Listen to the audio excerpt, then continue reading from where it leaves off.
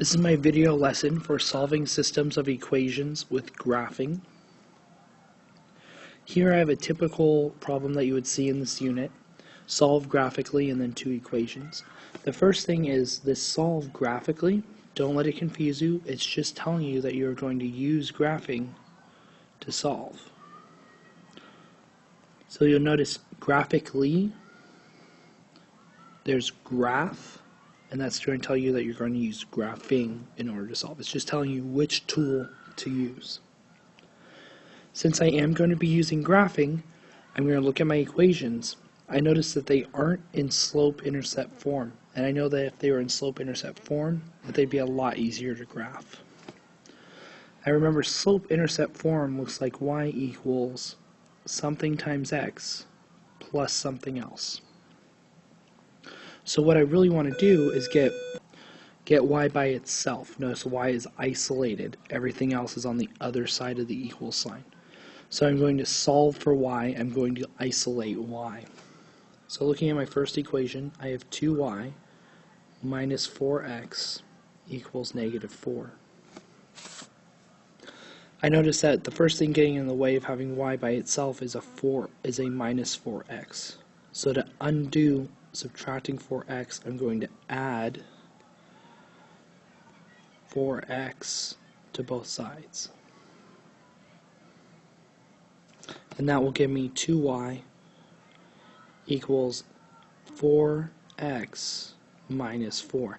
Now I couldn't cancel out minus 4 and 4x together because minus 4 and 4x are not like terms. The next thing getting in the way of y being by itself is that 2. Since we're multiplying by 2, in order to undo that and get y by itself, we're going to divide by 2. So you notice that when I divide by 2, I divide the whole side by 2, not just one term. And I end up with y equals 2x minus 2.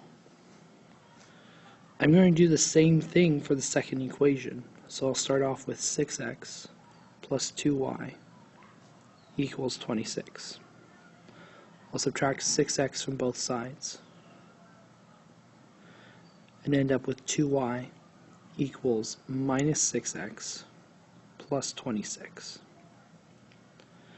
Again, I'm multiplying by 2 on the y term, so in order to undo multiplying by 2, I'm going to divide by 2 on both sides.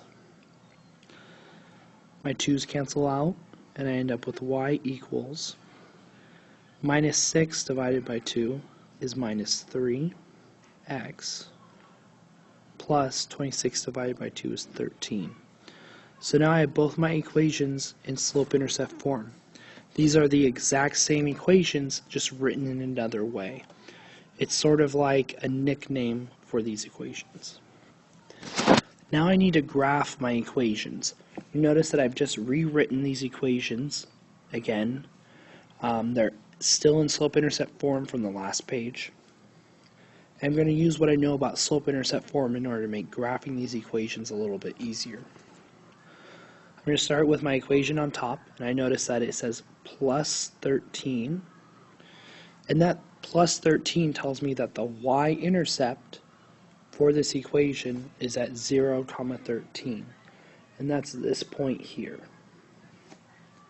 Now a slope of negative 3 tells me that I'm going to go down 3 into the right 1. So down 1, 2, 3 to the right 1, 1, 2, 3 to the right 1. And you can see that I've repeated this process of going down 3 into the right 1 a couple of times in order to get some dots, some points for me to plot my line. So let's plot the line by connecting those dots, those points.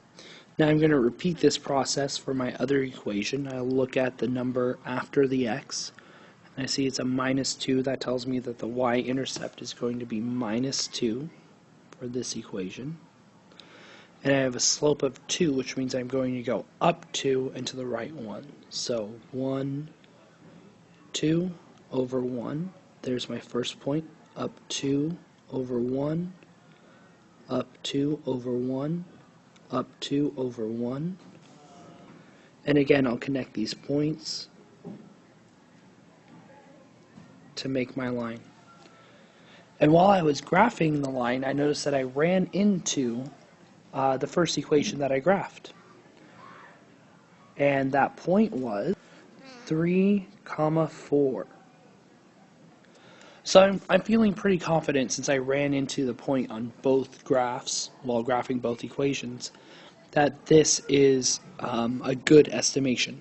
But I still need to check this by substituting it back into my equations. So 3, 4, what this means is that x equals 3, y equals 4. And that's because we always list the x value first and the y value second. And that's how I figure out that x equals 3 and y equals 4. The final step is to check that my estimated solution is an actual solution to the system of equations. To do that, I'm going to substitute the values that I obtained from my estimate back into my original equations. The reason why I want to use my original equations and not my equations that I put into slope-intercept form is to avoid mistakes. What if I made a mistake while I was putting the equations into slope-intercept form? Then when I check my solutions, they might come out correct when in fact I had made a mistake. You'll recall from the last page that 3, 4 was my proposed solution, and that meant that I thought x was 3 and y was 4. So I'm going to substitute these values into my equations. So for my first equation, I'll get 2 times 4 minus 4 times 3. And then I think that might be equal to negative 4, but I'm not sure. I'm checking, so I put a little question mark over my equal sign. And now I have 6 times 3 plus 2 times 4. And again, I think that this is going to be equal to 26, but I'm not sure yet, so I'm putting a little question mark over my equal sign. Now, 2 times 4 is 8, minus 4 times 3 is 12. And I'm wondering still, is that equal to negative 4? 6 times 3 is 18. 2 times 4 is 8. And I'm still wondering, is that equal to 26? 8 minus 12 is definitely negative 4, and it is in fact equal to negative 4. 18 plus 8 is 26, which is equal to 26. Notice I dropped my question marks because I've gotten to the point now that I know, yes, negative 4 equals 4 and 26 equals 26. These are both true statements. Since both of these statements are true, that means that 3, 4 is a solution.